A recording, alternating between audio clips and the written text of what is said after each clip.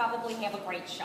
So if Carolyn told me that she was a friend of so-and-so's from church and she's the vacation Bible school leader and this and that, I know that she's probably a really busy kind of person. She's the type of person that likes to volunteer for things. She's got kids that are involved in sports, this and that.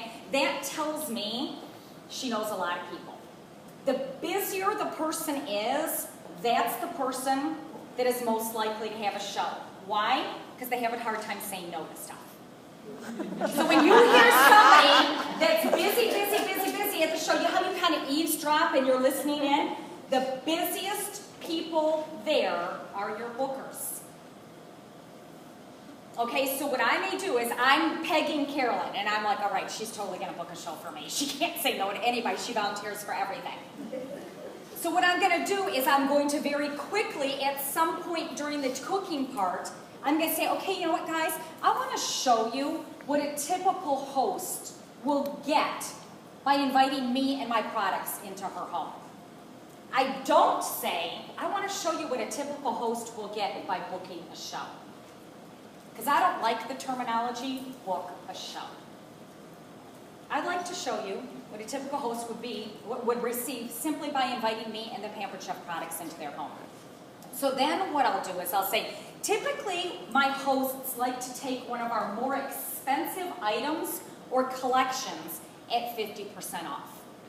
So what I might do is I might grab the Rock Crock and sit it on Carolyn's lap. And I'm going to say, so she is going to take this as one of her 50% off items. Okay? Then what I may say is, you know what, my average show is about $600 in sales, so that means that she's going to get $115 worth of free products. So I'm going to quickly grab 3-4 products off of my display that represent 115. It doesn't have to be exact, you're just representing. And I'm going to stick those by Carolyn. Okay? So she also gets a couple of more items, half price. So I might grab a couple of other things and say she's getting those for half price also. So basically I'm going to say, so here's the thing. So right now Carolyn has about $270 worth of products that she's going to pay about $57 for. So you can have this all set ahead of time. You could have it written on a card because you know what you're taking to your show. Okay, so you can already have the products ahead of time so that you could say, okay, it's this much products that she's going to pay this much for. And then I'll say, and when 3 of your friends invite me to bring my products to their home, you'll also have 3 more opportunities to get products or collections at 50% off. It's called our Future Party Pack. And you get 10% for a year. So that is how I stack the host. It takes less than a minute to do, and it's very powerful because people are like, oh. But then I'll quickly add, and I do several different types of parties. So if any of you would like to get together and have a margarita party or a wine and cheese party, or my favorite is a Nutty Buddy party. A Nutty Buddy party is when 2 crazy people, hence the term nutty, they buddy up and they host together. So if you are somebody whose house is too small, or whose spouse doesn't want you to have a party, or who's very busy, or you don't know enough people, or you've had a party before and you haven't had good luck with it, I recommend that you grab the person next to you, or a friend from work, or your sister, and buddy up and host a show together. So now what I just did is I took away every single excuse that somebody could possibly give me. So when I offer them the opportunity to host a show, when I'm taking their order, Jasmine, I'd love to offer you the opportunity to have some fun with your friends. I always lead with the fun. To have some fun with your friends and get some products for free.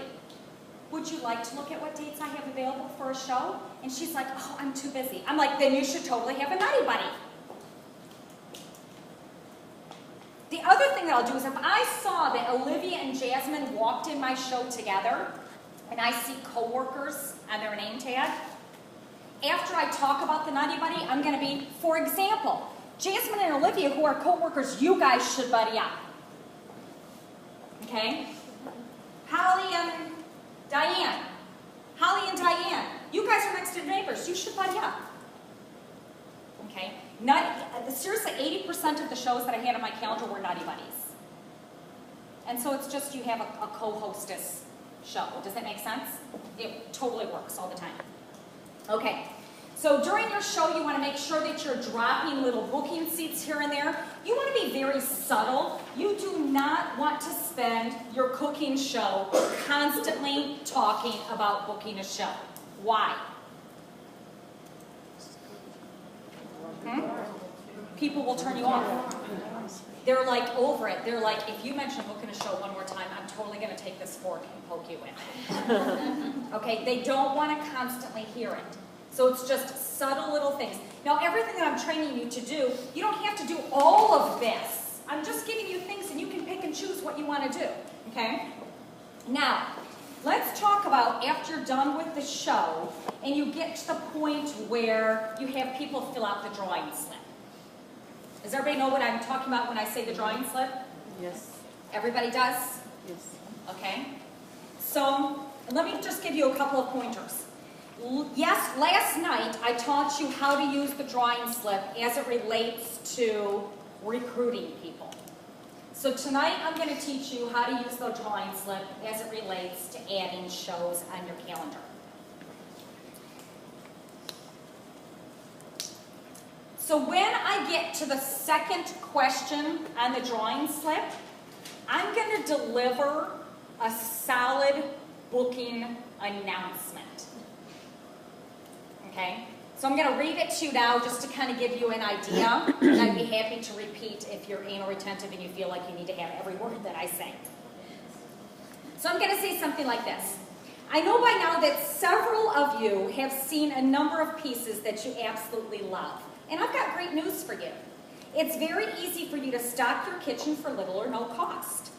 So if you're enjoying this fun cooking show and you think your friends and family would enjoy this too, I still have some dates available on my calendar and I would be willing to reserve one just for you. Before you leave this evening, I invite you to take a look at my booking tree. These dates are the next ones available that I can offer you. My schedule is first come, first served, so if you're even slightly thinking about it, please let me know right away, and I can share with you how easy and rewarding hosting can be. So I refer to a booking tree. Does anybody know what that is? Okay, we've all seen these little wiry thingies that you can stick photos in. So I would take my business card, I'd write the available dates that I have, so I'd always have like 6 available dates on the back of my business card, and those would be in my booking tree. And that would just be sitting on the countertop. And so I would refer to that as my booking tree. I'd say, these are my next available dates. Okay? And sometimes, if I really wanted to make a push for bookings, if I really needed some, I would number, or based on the dates that there were, so let's say it was April 4th I had available, and I had 6 dates, I would bring 6 little gift bags. Just little gift bags with a little something in it. It didn't even necessarily have to be a Pampered Chef something. It could have been a little shower gel or something I got at the dollar store. Wrapped them pretty with paper, and I'd have those lined up on the counter, and I'd say, and when you pick a date, you get the bag that's associated with the date. So on the bags, I would have the dates on the bags. So I'd have 14, 16, 27, and then whatever date they picked, they got to go. But they had to book right then and there, and here's the kicker. I brought the bag to their show. Oh, so you're not getting it. So they picked their bag, and I'd say, okay, great. I'm going to hold on to this for you, and I'll bring it to your show. Because, honey, if you think you're booking just to get that bag and then you're going to cancel on me, no. Okay, does that make sense? Yes. That works like a charm. So do you let them see what's in the bag first? Sure, they can. Well, I mean, they can see, but, you know, and here's what would happen. Well, what if I don't like the prize that I have in my bag? Then take it out and switch it with one that you like. I don't care. Just book a show, you know. So you could do vegetable peelers, you could do little pan scrapers, whatever. I mean, if you wanted to do Pampered Chef stuff, but don't feel like you have to do Pampered Chef stuff. I'd go to the dollar store once a month, and I just fill like a basket full of stuff, And that's what I would give away. People don't care what they get. They just want a prize.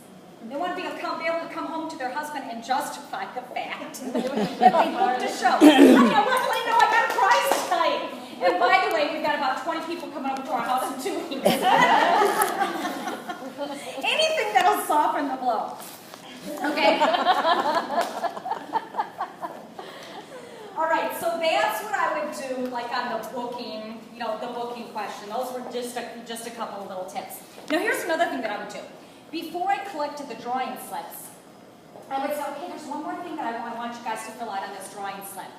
Is let's say that Holly, our hostess, decided that she wanted to get started as a Pampered Chef consultant. If Holly decided to get started, would you book a show with her to help her get her business off the ground? If you would, could you please draw a heart in the upper right-hand corner of your slip? Okay, so big sense saying if Holly ever decided she wanted to get started, would you book a show to help her get started? So here's what happens. If you have 10 guests at your show, there's typically going to be between 4 and 6 people that draw hearts. Now here's the joy of that. Before I leave the show, I'm going to use the dentist principle, right? Which is I'm going to rebook Holly for her next show in 6 months from now, just like my dentist makes me schedule my appointment. But I'm also going to say, Holly, I wanted to show you. I wanted to offer you one more time the opportunity to start a business with the Pampered Chef. These are the people. I'd spread out the ones that had the hearts. I'd say these are the people that would be willing to have a show to help you get started. So that helps me to recruit my host, number one. But number two, when I'm checking the guests out, if they drew a heart on their slip, that tells me they're open to booking a show. Even if they wrote no to the booking question, they're open to having a show. Okay? So that's just another little trick that I use that really helps me. Okay, so when you get to the end and you are checking your guests out, the first thing I want you to do is to go through all of those little drawing slips. So when somebody comes and sits down in front of you, first of all, you know their name because they've got a name tag on. And so you go through the slip, and then you look and see what they've written down. But essentially, you don't care what they've written down. Because no, I found that most of my bookings come from people that write notes. They just want you to ask them. Now, what I don't want you to do is to prejudge people. Let me give you a situation. I went to a show, this was a long time ago. This was probably about 15 years ago. I attended a show that I was invited to at my friend's house. I don't even remember what kind of party it was.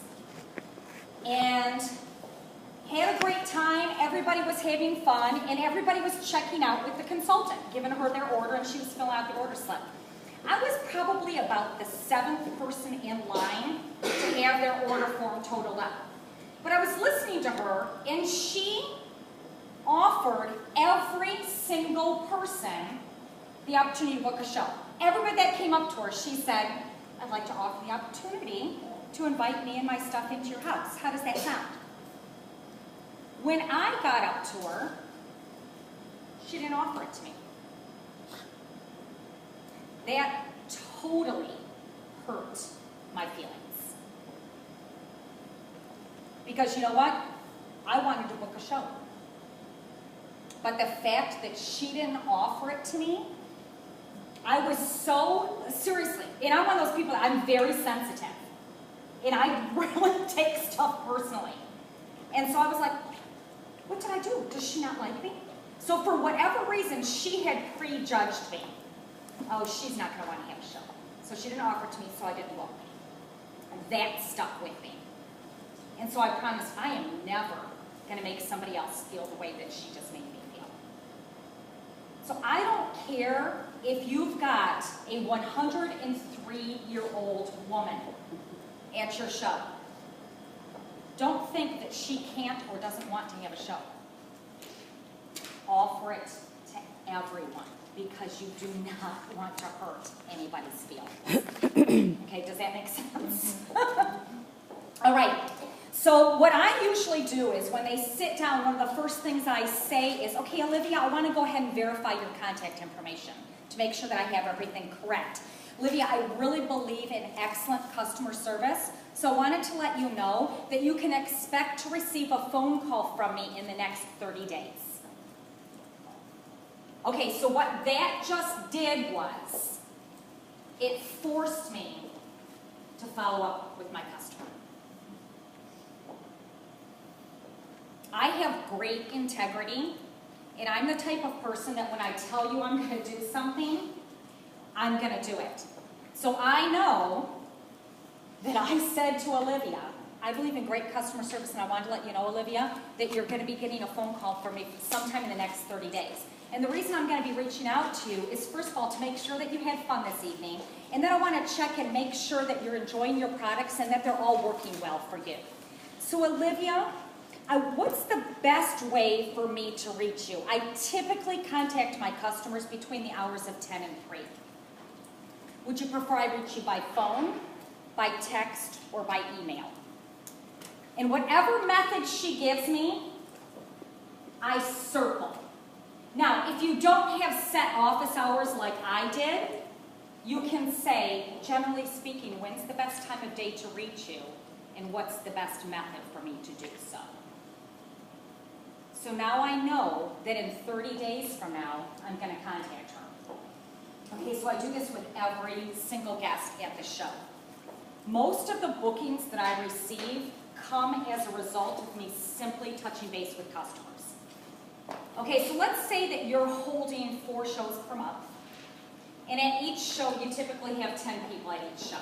So that means at the end of a month you typically have 40 people to follow up with. The way the numbers work in this business is 1 out of 5 people you contact will book a show with you. So based on 40 people, how many bookings is that? 8. Okay?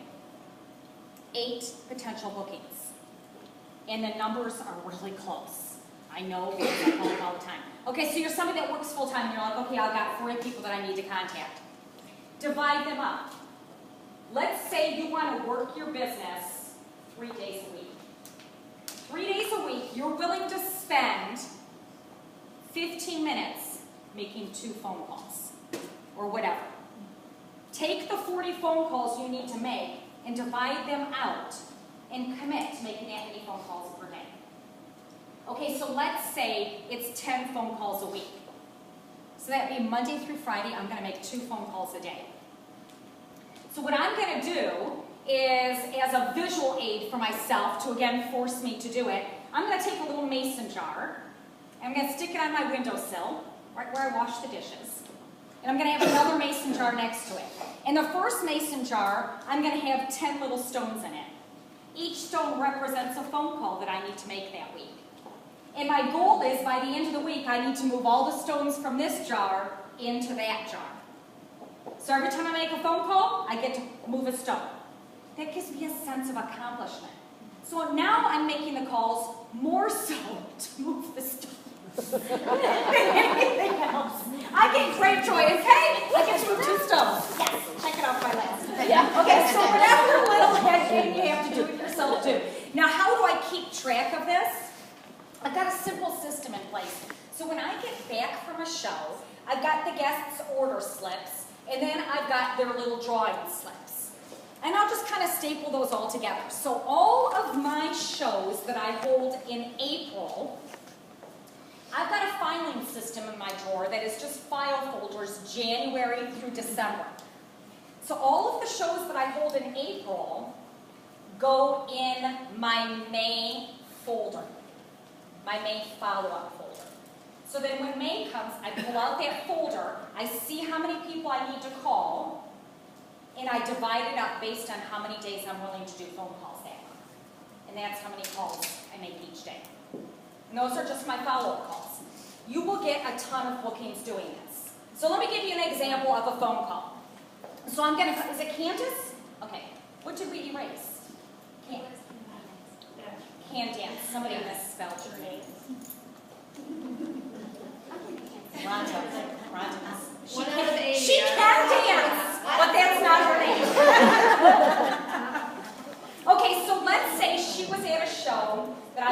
much. It's April, and I'm following up with her. Now, I already opened the door to make the follow-up call, right? Because I told her, you're going to be hearing from me within 30 days. So now I'm going to call her. Hi, Candace. This is Julie from the Pampered Chef. How are you today? Great, great. Well, when I met you at Carol's show last month, I promised that I would check in with you, so that's the reason I'm reaching out to you today. That was easy. Then I'm going to say, how is everything working for you? Do you have any questions about anything? So I'm going to talk with her about her products. I'm also, probably the first thing I'm going to say is, did you have fun at Carol's party? And she's going to say yes. I definitely did. How are your products? Do you have any questions? This and that. I may help you with some recipes to go along with your products. And then I'm going to say, you know what, Candace, while I've got you on the phone, I'd love to share with you our 3 current specials. Would you like to hear them? Okay, I just asked her permission. So now I'm always going to start with whatever our recruiting special is. Well, Candace, and I always come through the back door. You're going to see what I mean by that. Well, Candace, I wanted to let you know, first of all, we have a really great special for brand new consultants this month. So if you know of anybody, back door. So if you know of anybody that's looking for a way to make full-time income working part-time hours, our kit this month is half price. Okay, so she's going to respond to that. If she's interested, she's going to say, you know, I was kind of thinking about it. Or she may say, you know what, my sister just lost her job. That's the first special I have to offer. Now, our second special is an opportunity for you to have a great time, just like you had at Mary's show. And you can get your friends together. We could do a fun theme party like a margarita or a wine and cheese. And I can help you to get, you know, about $150 completely for free. Or if you know of anybody that just mentioned recently that they love the Pampered Chef or they love to entertain. Okay, she likes margaritas, so I just booked a margarita for you. Okay? And then our third special is, our guest offer this month is when you spend $75, you get blah, blah, blah. Okay? So generally speaking, by the time I've gotten off the phone, I have either recruited a consultant, booked a show, or made a sale. 2 phone calls a day, 5 days a week. If they say they don't want to hear the specials, then I thank them for their time. I just want to thank you again so much, Candace, for attending the show. And I want you to make sure that you keep me in mind if you ever hear of anybody that needs Pampered Chef products. And I hope to see you again soon. If they don't want to hear the specials, I've built a relationship with her now. I'll eventually see her again. And you know why? Because Holly, her host, I used the dentist principal with, and I rebooked her 6 months from now. So in 6 months, I will have already built that relationship with this person who happens to be her sister, and she's going to remember me. Make sense? Yes. How much of that do you leave if you get a voice? I do the exact same thing on their answering machine as if I spoke to them in person. Hi, Candace. This is Julie from the Pampered Chef. I am so sorry that I am missing you right now. I just wanted to reach out to you really quick because when I met you at Olivia's show last month, I promised I would touch base with you. And really the purpose of my call today was to make sure that you had fun at Olivia's party. And I wanted to make sure, see if you've got any questions about your product.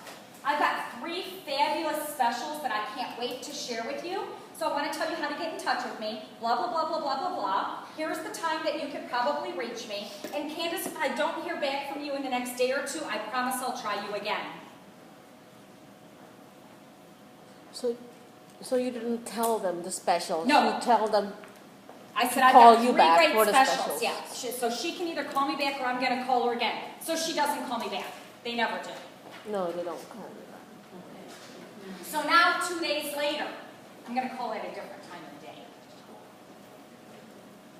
I'm going to get the answering machine now. Candace, this is Julie. I cannot believe I'm calling at a bad time again.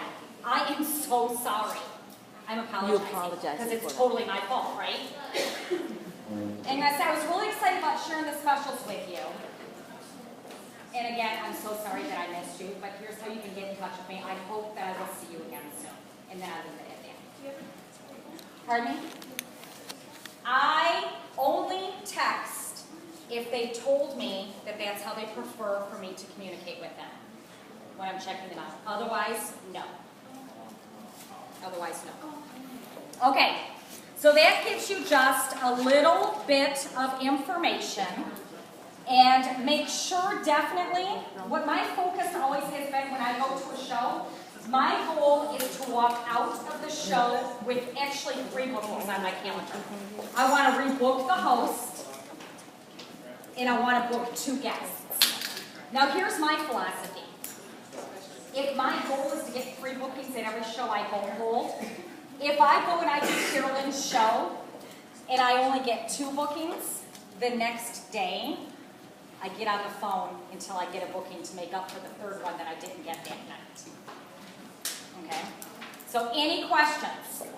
Did you guys all get at least 1 or 2 tips that you think will help you, whether you're on the telephone or you're at your booking shows to get some bookings? Now, if any of you want some help with building up your calendar, reach out to your director. She can help you. My best advice to you is to get 6 shows lined up on your calendar. So whatever you have to do that, make 6 phone calls or whatever. Start with 6. That's the magic number, because you can build your calendar profusely from there. I showed you that example earlier. So don't start with 1 or 2. Don't settle for that. Start with 6. That's the magic number. And again, I encourage you, reach out to your director, because she will help you. She'll partner with you and help you with whatever you need to get those bookings. Okay, question? I was just curious, when you're doing the drawing slips and going through the bookings, do you have to rate that as well? No. No, just quickly. So, any other questions? Okay, very good. Where's Cindy or Donna? Anything particular? You just want Come on in, sit down, guys. They want to close out. Thank you.